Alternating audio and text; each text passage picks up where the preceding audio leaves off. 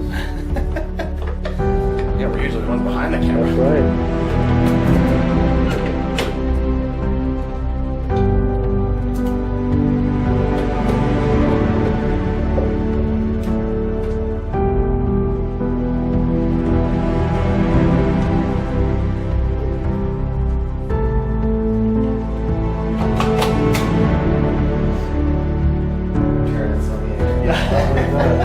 My other toy, right?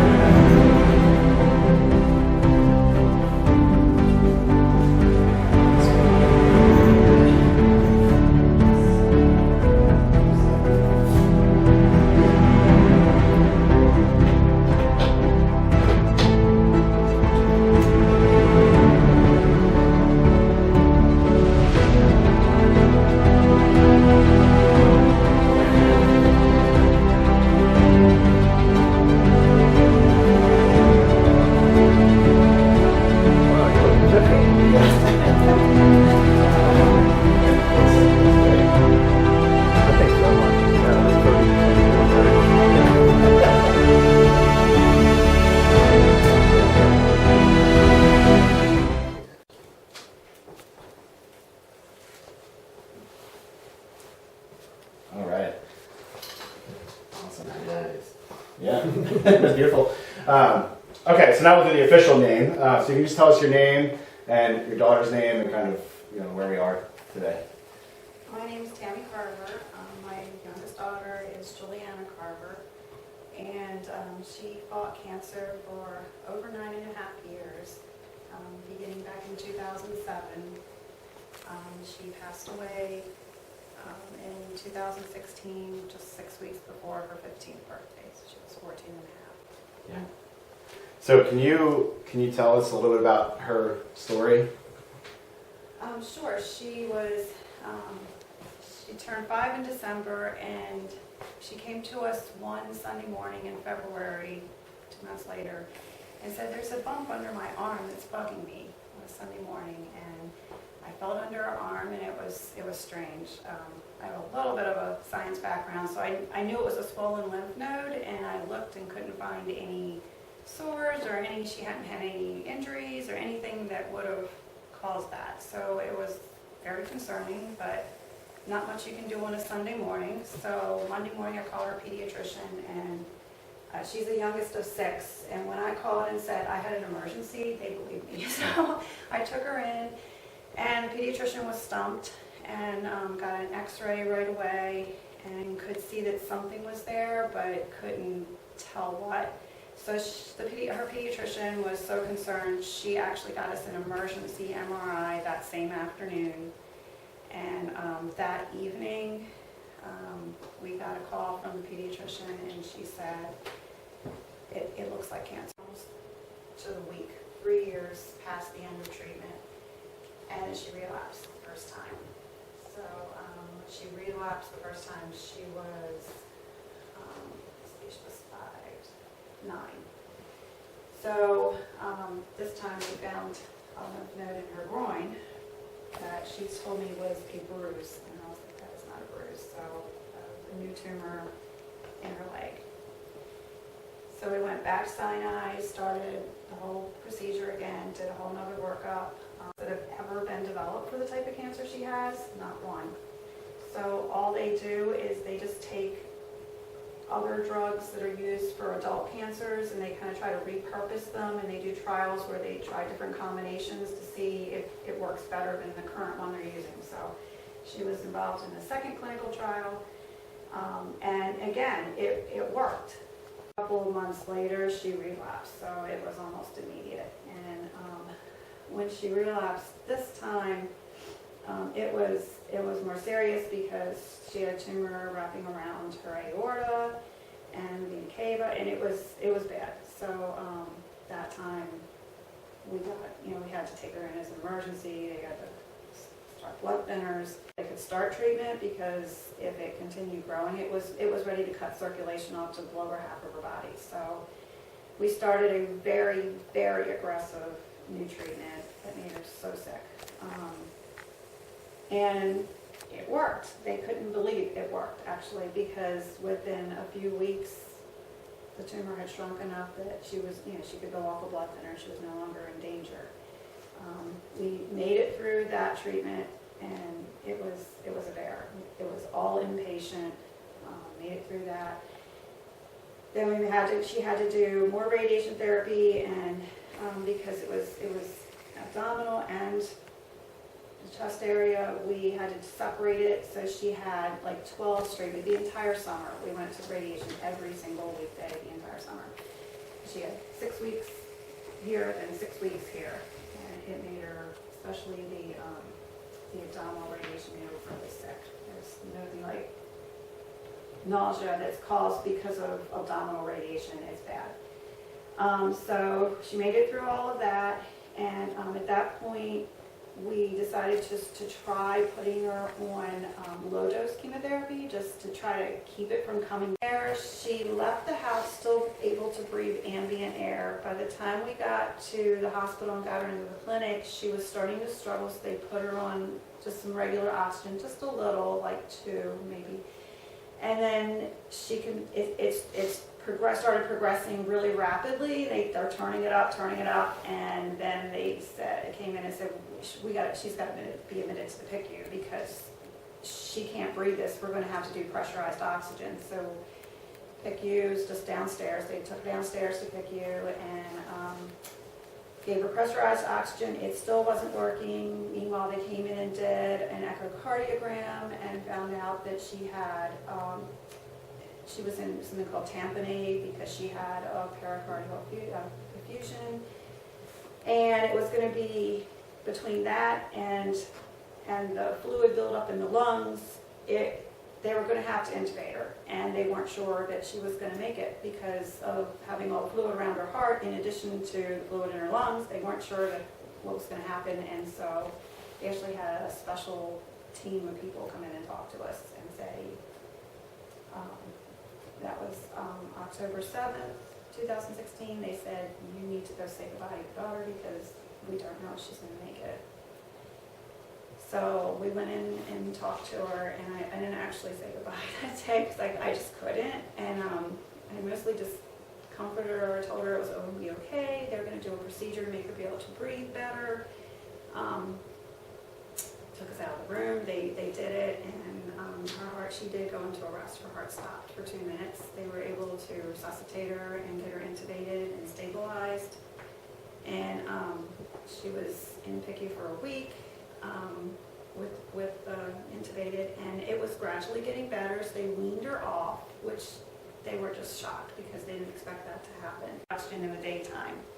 So when we got to that point, she wanted to go. She hated hospitals. Goodness, Julie hated hospitals. So I was like, can we take her home? Because there's no reason to keep her here just because of oxygen. I can do oxygen. I can do CPAP at home. So we made the arrangements to go home, and on the 20th, she was just like really seemed to be doing well. On October 20th, she was talking. She talked the nurse's ear off that night. She ate dinner. I mean, she started eating again. We shared a piece of cheesecake together. She seemed really doing well. The next morning, when we were getting ready to go home that morning, it was a big change, and we still don't know exactly what happened. They said that they thought it was too much morphine and that it would wear off, but she was just really groggy, really out of it, not the same child she was the day before. We took her home anyway. By that point, once she relapsed after the bone marrow transplant, they had us put her on hospice because we knew that there wasn't any cure out there anymore. And unlike with adults, when children are on hospice, you can still do treatment. Adults you can't, but children you can. So we were still able to try different things and do treatments with her on it. So we took her home, and she just progressively, the next day she was even worse. And I called the hospice nurse, and that's another long story. They did not show up to help me.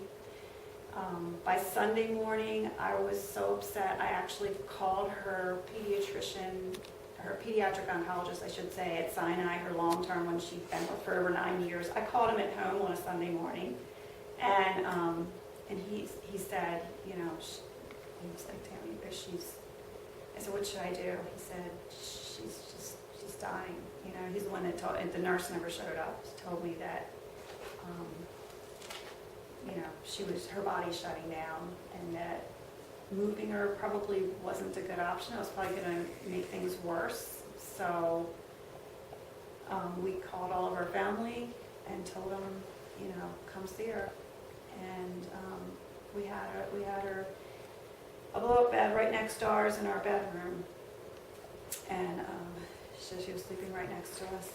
And we got up, I guess, Monday early in the morning and checked on her, and her breathing was real shallow, and I was only meant to doze off, but after 2 weeks in the Picu of not sleeping, I was so tired that I dozed for longer than I thought, and we woke up like an hour and a half later, and she was gone. So we had planned to start a new treatment a few days after that, so it was totally, we knew, I mean, we knew she was bad and wasn't going to get better, but we didn't know she was going to go that quickly after, you know, bringing her home. So she passed away October 24th, 2016. So she would have turned 15 in December, on December 4th, so she didn't make it to her 15th birthday. When she was little, she was so spunky. She was the spunkiest little toddler. When we met her the first time in Belarus, and she was 20 months old, we went to a doctor, and they had told her that we were coming, the caregivers, and apparently they had her all excited. So when we came in, they told her in Russian, go give your mama a hug, and she was so cute. She was real petite, always real petite. And she ran over a little as fast as little legs would take her across the floor and jumped into my arms and gave me the biggest hug. I was like, oh my gosh, just melted my heart. She was such a sweetheart. She was, I always call it, where I described her when she was little as spunky. She was spunky. She was my climber. She climbed everything. She kept up with she was the youngest of 6, and she kept up with the big kids. She was also kind. I mean, she was kind, and she was generous too. She always, every holiday, when she was little, she would make something. She would always make everybody cards, make everybody little homemade gifts and things like that for holidays, birthdays, you know. She was always kind and giving, but definitely spunky. A little bit. Right. I mean, we were shocked to find out, because they're always coming up with new medications for cancer. You always hear about it on the news, but right, when we found out that pediatric cancer, it's just old drugs. I mean, drugs that are 20, 30, 40 years old, that they're just recombining in different ways to see what works against the cancers. And unlike adults, adults are rarely involved in clinical trials, children are almost always involved in clinical trials, because, I mean, as they explained to us the first time, if we don't do these clinical trials, there's so few kids that get cancer, even though it didn't seem like it does, because we know dozens and dozens of them, but in reality there's so few kids that get cancer compared to adults, that if you don't involve them in clinical trials, you're never going to make any headway. So she was in 3 different clinical trials in the over 9.5 years that she fought. So yeah, it's very disheartening that they've never actually come up with an actual drug that treats this type of cancer that she had. Yeah. Do you know if, you know, now after the fact, that did any of her trials help in the progression of? Yes, the first one she was on actually became the new standard of care. Wow. So the first one that she was on definitely did. The last one she was on at Hopkins, that was not a successful trial. We found out that it was very unsuccessful. They had like one child out of 20, I believe, they enrolled that actually survived. Yeah. So it was not a successful trial at all, but you know, they didn't know that, of course, at the beginning. When Juliana passed away, I know a lot of other parents who lost their children as well, and everybody wants to, you want to do something, you know, to honor them and to, you know, and to help to keep this from happening to other parents. And a lot of them try to start foundations and things like that, and John and I talked and we're like, you know, we're not good fundraisers. We're never going to be able to make any progress starting something on our own. But by then, John was already a board member with Children's Cancer Foundation, and I know that they were doing, you know, work to try to raise money for you know, for new drug development and research, and also to help give money to the local children's hospitals, which is important. And we were like, you know what, I think we need to concentrate our efforts in helping them. And Giant is their biggest contributor by far. So without Giant, I don't think Children's Cancer Foundation would even. When she was first diagnosed, she just turned 5. So how do you explain to a 5-year-old they have cancer? So we homeschooled. And we have a microscope, and she had older brothers and sisters, and I had been doing some microscope work with them, and the little ones came in, and what's this, they wanted to see it. So she knew what a cell was because she'd seen them in the microscope, that, you know, while I was working with the older kids. And so the only way I could think of it is, Juliana, you have some sick cells in your arm, and we're going to have to give you some really, really strong medicine that's going to make you sick to make them go away. So when she was little, she didn't really have any fear of cancer because she didn't understand at 5 that cancer could kill you. She had no idea. She just thought she was going to take some medicine, like she'd been sick before, and then she'd get better, and then she'd, you know, go on and it wouldn't be a problem. So when she was little, she really didn't have that much fear. Even what's radiation, Mommy? So I was like, it's strong sunshine, and you might get a sunburn or suntan from it. And so she kind of just followed those simple explanations and didn't really have any particular fear. And she just kept going, and other than, you know, having some nausea and being uncomfortable during, you know, the first day of each round, she really just kind of kept playing. Everybody was like, she's supposed to be sick. Why? You know, it's like, no, she's a kid. You don't understand. So she really weathered the early treatments well. It was when she got older that it started getting a lot harder. I will never forget when she relapsed the second time, and we took her into the hospital as an emergency to be admitted. And she, you know, they just put her in the hospital bed and got her all situated. And the nurse had just stepped out after talking to me, and she looked at me and said, "Mommy, am I going to die?" And I was like, "Oh, what do you know?" So that was when I realized she was older now. She was 10 by then. She got it.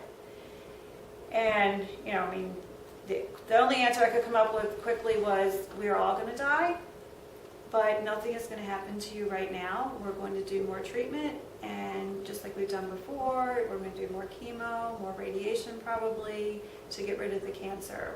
And, you know, but at that point it was harder because we knew she was older, she understood, and then as she hit her teen years, I mean, she was always optimistic, but when we would get bad news, you know, she would break down and cry, and we just sit and, you know, sit and cry with her and hold her. But for the most part, she just always looked on the positive side. She liked to, even when she was really sick, she liked to listen to music. So that's one of the things she would do. She would just sit and listen to music, and she would play her games on her DS that she had. She liked to play, and she would play video games and things like that. But most of the time she handled it pretty well, but there were moments when, especially when we got bad news. And then there were moments in the hospital, and a lot of it was because the medication she was on kind of made her moods go that way. Some of the nausea medicine didn't, you know, kind of just made her more melancholy. But there were times in the hospital, you know, we were going to be there all week, and she would be just, by the third night, I just want to go home, and, you know, get really sad. Unfortunately, you know, I wanted to go home too. I felt like crying with her. I want to go home too, but we can't. Just try to make the best. She always made the best of it. she wouldn't stay down for long. She would usually snap right back out of it. Did you guys ever talk about, did she talk about a legacy or carrying this on the way you guys have? Like, was she aware that you guys were gonna want to, or did she ask you to carry anything on, or what do you think her message would want to be? I think, like, if she, at the end. I mean, she never really, you know, after that one time when she was 10, she never really asked or talked a lot about dying again. I mean, I knew that she knew, but she didn't really talk about it. And I don't think she even realized, like, he'd set up a Facebook page and she had all these people following her and watching, and I don't think she really got just how many people were. She didn't care if he videoed. She was okay with, you know, talking to people and saying hey or whatever, but I don't think she realized just how many people were really paying attention. So she never really asked us to do anything. I think she would be happy that we are. And happy that, you know, that somehow she was still helping people, you know, even now. I know she would be happy about that, but she never really asked us to do anything. When Juliana was 5 years old, she was stricken with the big C. And I can remember the day that we got the phone call from a doctor that Juliana was very sick, and about 3.5 or so years prior to that, my wife's dad died of cancer, so it was still quite fresh. And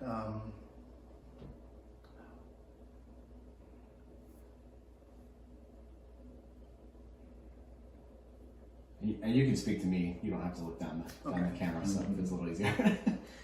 I remember standing in the foyer of our house, and sorry.